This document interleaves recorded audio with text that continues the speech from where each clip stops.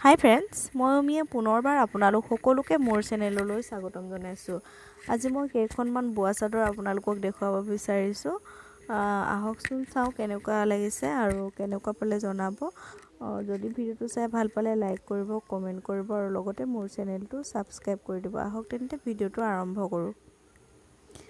এইখন পকোৱা সূতাৰ চাদৰ, ইয়াতে আশী পকোৱা দিগ দিয়া হৈছে আৰু 60 সূতা বান্ধি বোৱা হৈছে। এই চাদৰখনত অৰেঞ্জ কালাৰৰ পাৰি দিয়া হৈছে আৰু ইয়াত আগটোত মই 2 লাইন সৰু সৰু বুটা দি দিছোঁ।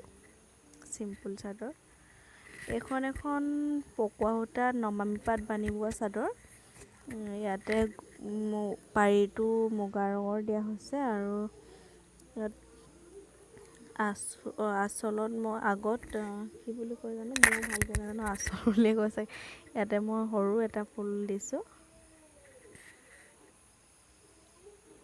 খুব মৰম লগা চাদৰখন। এখন 60 সূতাৰ চাদৰ, এখন মায়ে বোৱা। এই চাদৰখনত গ্ৰীণ আৰু পাৰ্পল কালাৰৰ পাৰি দিয়া আছে আৰু ইয়াতে হোৱাইট কালাৰৰ গৰিয়লি কৰা আছে আৰু আগটো এনেকৈ চিম্পুলকৈ দিয়া হৈছে। আৰু চাদৰখন খুব মৰম লগা। কেমেৰাত কেনেকুৱা লাগিছে মই নাজানো। এখন পকোৱা সূতাৰ চাদৰ, ইয়াতে কণী এৰি বোৱা চাদৰ এখন। এইখনো মায়ে বোৱা চাদৰে হয়। এইখন গৰমত ল'বলৈ খুব ভাল এই চাদৰখন। আৰু এই চাদৰখন এটা কাৰণতে ভাল, পাতল যিহেতু, সেইকাৰণে বহুত চফা হৈ থাকে কাপোৰখন, সেইকাৰণে ভাল। এখন মই বোৱা চাদৰ, এখন বগা পকোৱাত ইয়াত মুগাৰ পাৰি দিয়া হৈছে আৰু ইয়াতে ক'লা, ৰঙা আৰু কমলা ৰঙৰ ৱৰ্ক কৰা আছে। ইয়াত মাজত গুণাৰ গৰিয়লি কৰা আছে। চিম্পুল চাদৰ। এইখনো মই বোৱা, এখন 60 সূতাৰ চাদৰ।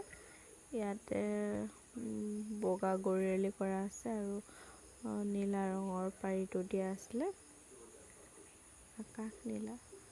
তাৰপিছত আগটো এনেকৈ দিছোঁ, যিহেতু তেতিয়া ফুল বাচিব নাজানোৱে, শিকিছিলোঁহে। এইখনো মই বোৱা। এইখন বেঙুনীয়া ৰঙৰ ইয়াত পাৰি দিয়া আছিলে, পাৰিটো দিয়া হৈছে আৰু ইয়াতে 2 লাইন সৰু 3 লাইন বুটা দি দিছোঁ আৰু এইখন হ'ল পকোৱা সূতা চাদৰ। ইয়াত মই এনেকৈ চিৰমূৰে 4 লাইন ওপৰত তলত দি পেলাই মাজতে বুটা দি দিছোঁ, পুলিচ নিচিনাকৈ দি। কেনেকুৱা লাগিছে ক'বচোন।